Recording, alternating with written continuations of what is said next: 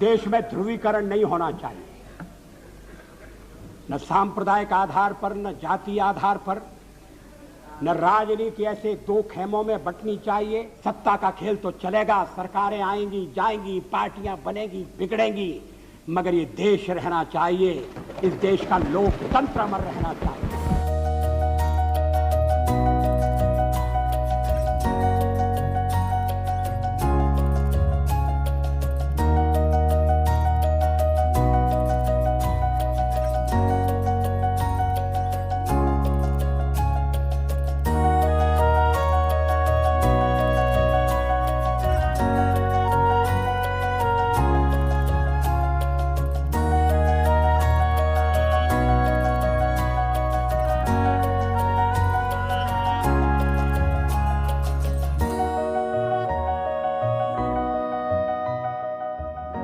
मैंने 40 साल आलोचना की है।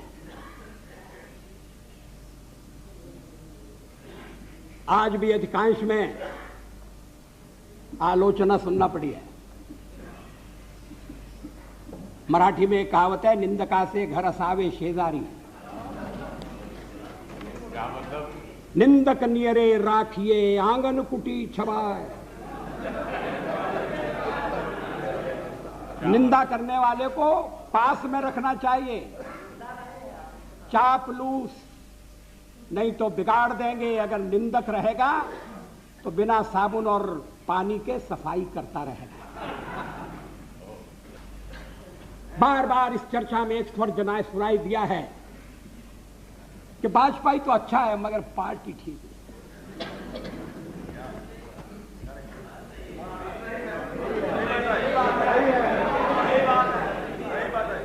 अच्छा, तो अच्छे वाजपेयी का आप क्या करने का इरादा रखते हैं?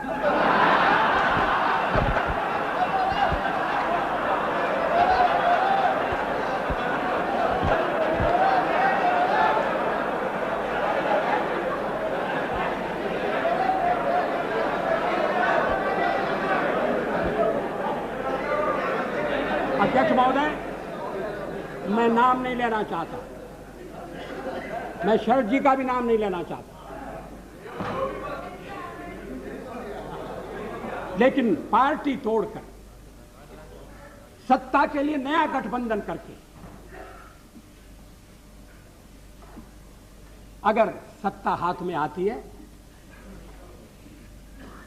तो मैं ऐसी सत्ता को चिमटे से भी छूना पसंद नहीं करता।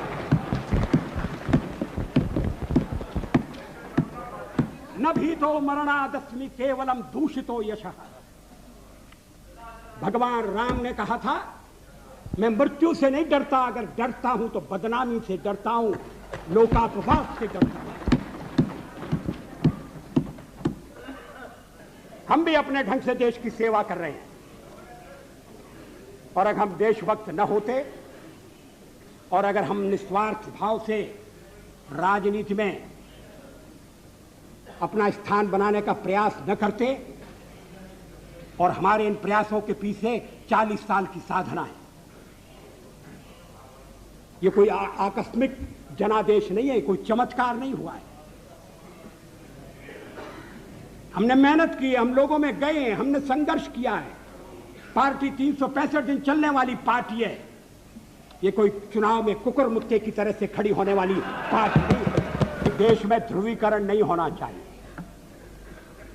न सांप्रदायिक आधार पर, न जाति आधार पर, न राजनीति ऐसे दो खेमों में बंटनी चाहिए कि जिनमें संवाद न हो, जिनमें चर्चा न हो। देश आज संकटों से घिरा है, और ये संकट हमने पैदा नहीं किए। जब जब कभी आवश्यकता पड़ी, संकटों के निराकरण में हमने उस समय की सरकार की मदद की है। उस समय के प्रधानमंत्री नरसिंह राव जी ने भारत का पक्ष रखने के लिए मुझे विरोधी दल के नेता के नाते जेनेवा भेजा था, और पाकिस्तानी उसे देखकर चमत्कृत रह गए। उन्होंने कहा कि ये कहां से आए हैं, क्योंकि उनके यहां विरोधी दल का नेता ऐसे राष्ट्रीय कार्य में भी सहयोग देने के लिए तैयार नहीं होता। वो हर जगह अपने सरकार को गिराने के काम में लगा रहता है।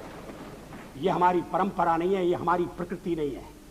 और मैं चाहता हूं ये परंपरा बनी रहे, ये प्रकृति बनी रहे। सत्ता का खेल तो चलेगा, सरकारें आएंगी जाएंगी, पार्टियां बनेगी बिगड़ेंगी, मगर ये देश रहना चाहिए, इस देश का लोकतंत्र अमर रहना चाहिए। हमारी शुभकामनाएं आपके साथ हैं। हम अपने देश की सेवा के कार्य में जुटे रहेंगे।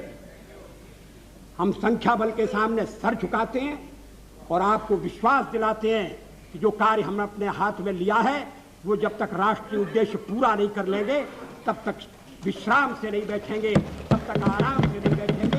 अध्यक्ष महोदय, मैं अपना त्यागपत्र राष्ट्रपति महोदय को देने जा रहा हूं। मुझे आश्चर्य है कि परमाणु परीक्षण की भी आलोचना की गई। पूछा गया देश के सामने कौन सा खतरा था। मैं 1974 में सदन में था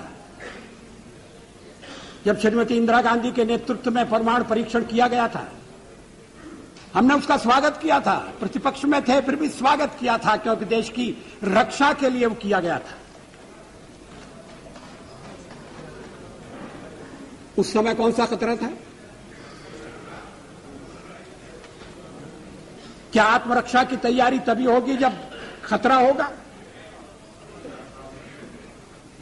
अगर तैयारी पहले से हो तो जो खतरा अगर आने वाला है तो खतरा भी दूर हो जाएगा। अध्यक्ष महोदय, वसुधैव कुटुंबकम की परिकल्पना बहुत पुरानी है। भारत में सदा से हमारा इस धारणा में विश्वास रहा है कि सारा संसार एक परिवार है। अनेकानेक प्रयत्नों और कष्टों के बाद संयुक्त राष्ट्र के रूप में इस स्वप्न के अब साकार होने की संभावना है। यहां मैं राष्ट्रों की सत्ता और महत्ता के बारे में नहीं सोच रहा हूं। आम आदमी की प्रतिष्ठा और प्रगति मेरे लिए कहीं अधिक महत्व रखती है।